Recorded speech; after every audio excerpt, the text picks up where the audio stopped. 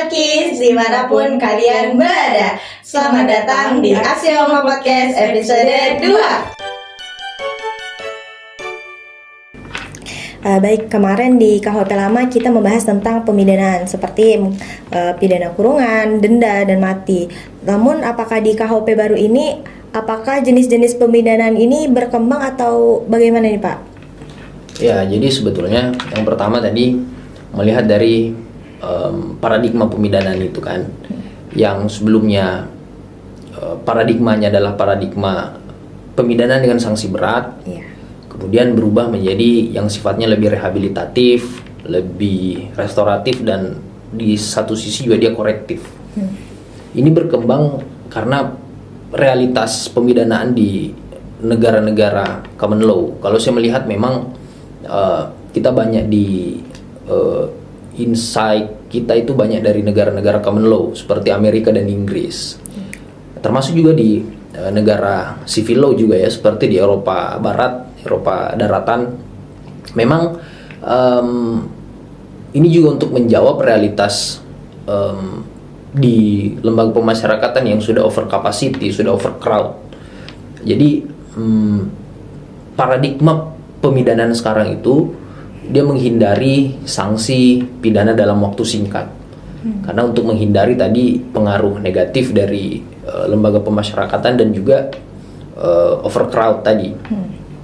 Kemudian berdasarkan pemikir-pemikir pembaru-pembaru KUHP, memang ada beberapa jenis-jenis pidana pokok ya. Jadi sekarang itu sudah dikenal ada dua, ada pidana dan tindakan. Kalau pidana sendiri itu terbagi dua, ada pidana pokok dan pidana tambahan. Untuk pidana pokok sendiri memang ada penambahan, misalnya pidana pengawasan dan pidana kerja sosial. Itu sebenarnya dilihat, ini kan kalau kita melihat banyak faktor-faktor yang menyebabkan orang melakukan kejahatan.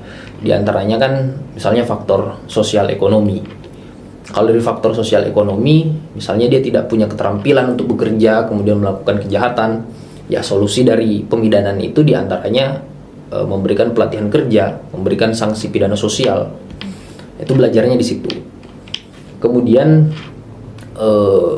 ada lagi sekarang jenis pidana pokok. Sebenarnya bukan pidana pokok, pidana khusus ya. Sebelumnya diatur di pidana pokok, yakni pidana mati.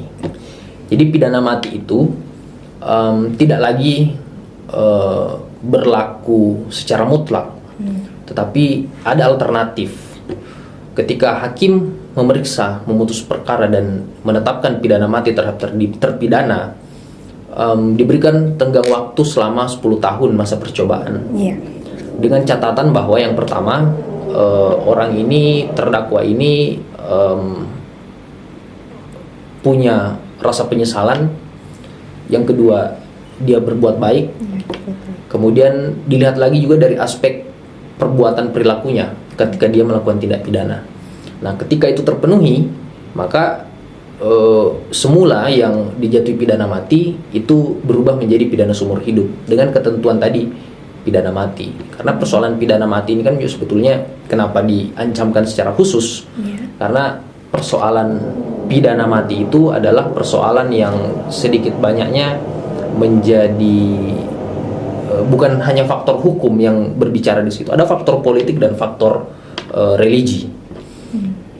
Kalau Prof. Edi sampaikan dalam berbagai banyak kesempatan, ada responden 200-300 orang yang dimintai pendapat. Ketika ditanya mengenai apakah setuju dengan pidana mati, mayoritas responden 80% menyatakan setuju. Tapi terakhir ketika ditanyakan apakah setuju ketika teroris dipidana mati, dari 80 dia berkurang 60% menjadi hanya 20 atau 30% saja yang setuju pelaku teroris dipidana mati. Artinya hal-hal seperti itu memang yang banyak mempengaruhi ya, faktor-faktor politik yang multi etnis, multi religi tadi, multi culture. Itu memang ada di realitas masyarakat kita yang heterogen gitu.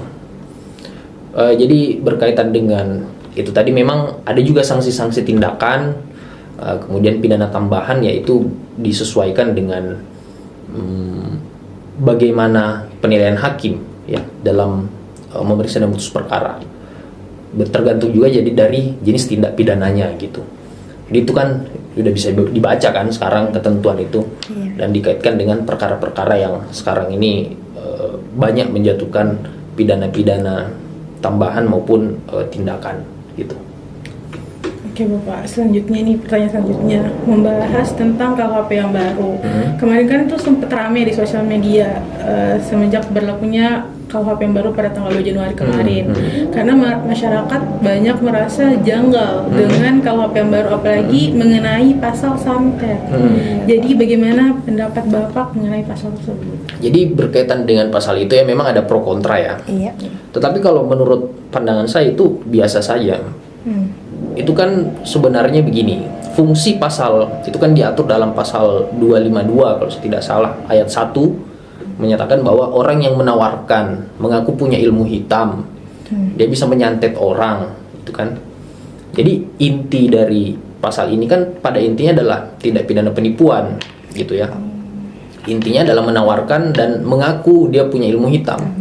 Jadi tujuannya untuk melindungi masyarakat dari praktik-praktik perdukunan, praktik-praktik penipuan.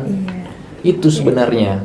Nah, kemudian diancam di dalam ditambah sepertiga di ayat 2 itu menyatakan kalau itu menjadi mata pencarian. Jadi dia melakukan penipuan, dianggap itu sebagai mata pencariannya, maka itu ada pemberatan ditambah sepertiga dari pidana pokok gitu. Jadi sebenarnya intinya persoalan santet itu bukan untuk membuktikan bahwa orang yang disantet itu. Jadi begini, pembuktian itu kan kita berbasis pada empirisme ya.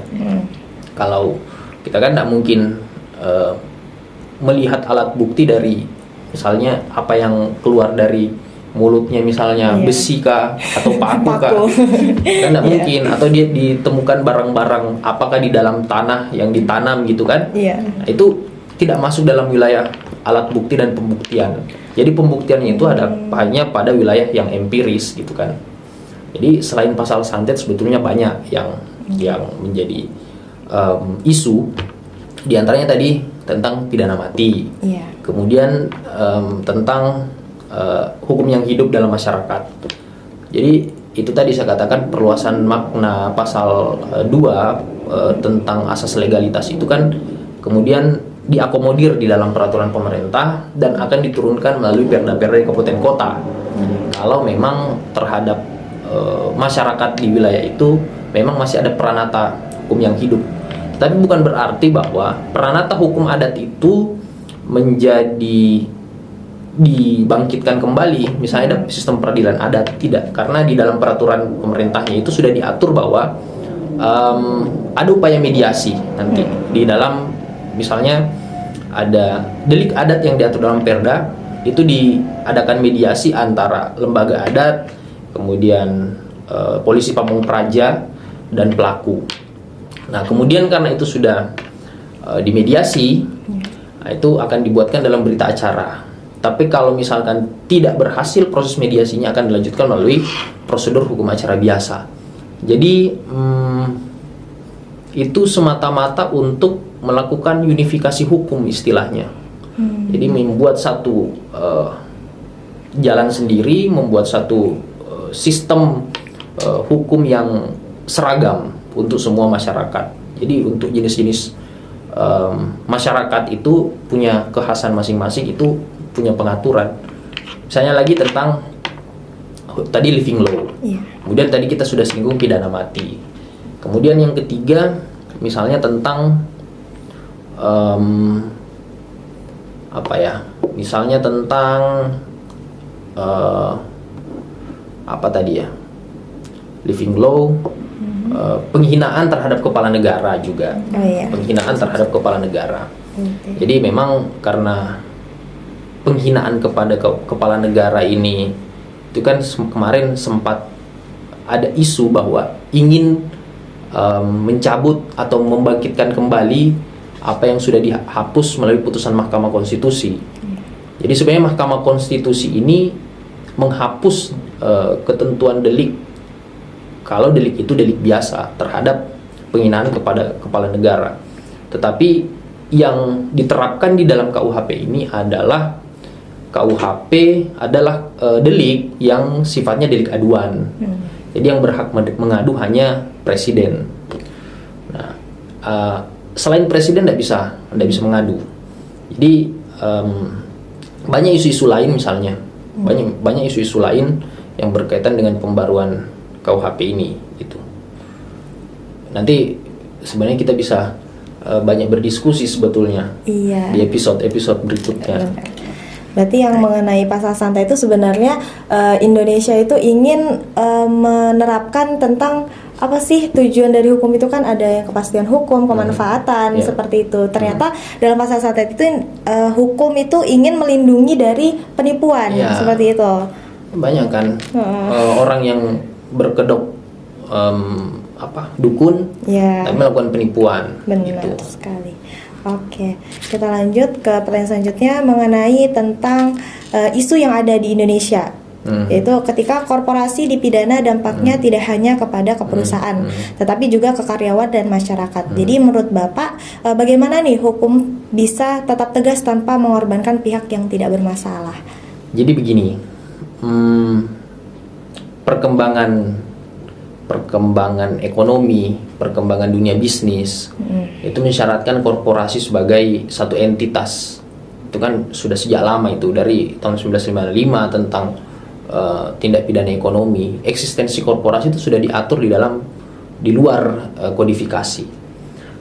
Cuman itu terus berkembang melalui terakhir misalnya kita lihat di undang-undang khusus di luar KUHP lama, ada undang-undang tipikor dan banyak lagi undang-undang lain.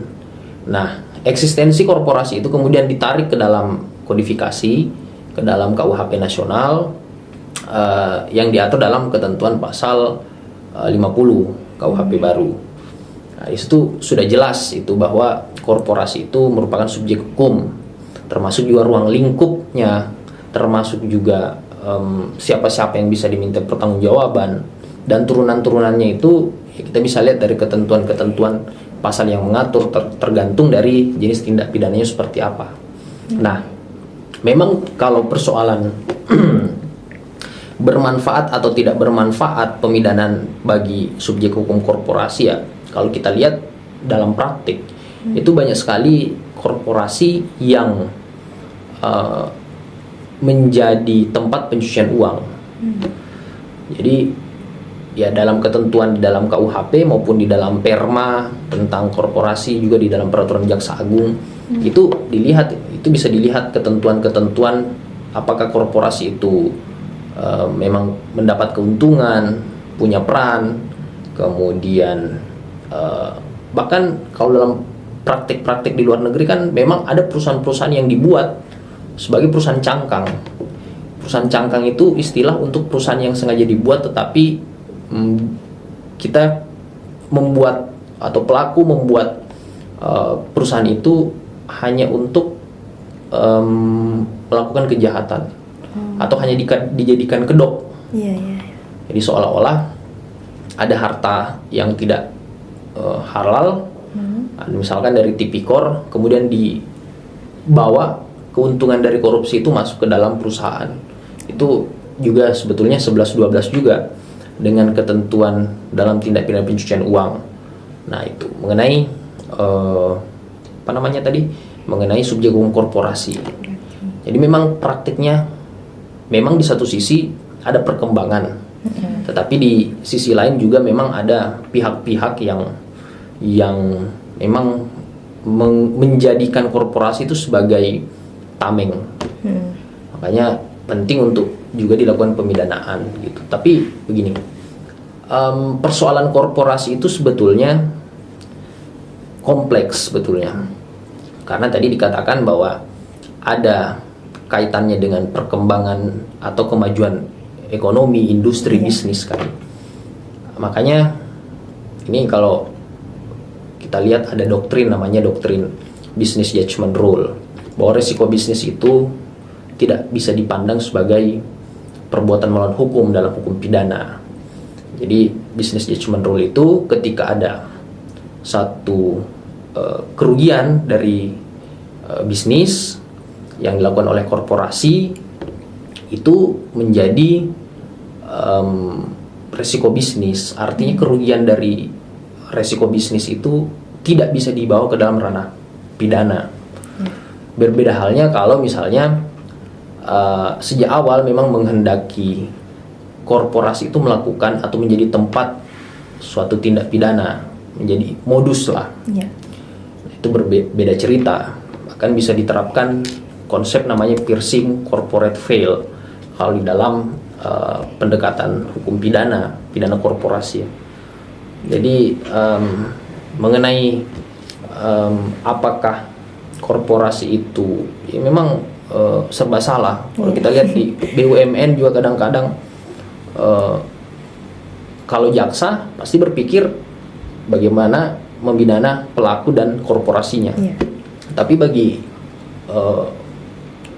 BUMN sendiri ya pasti melihat itu dari perspektif kerugian bisnis. Itu jadi memang serba salah. Itu banyaklah perkara-perkara yang berkaitan dengan korporasi gitu. Nah, baik Bapak, untuk mengakhiri perbincangan hari ini, izinkan saya untuk mengambil kesimpulan atas perbincangan kita pada hari ini.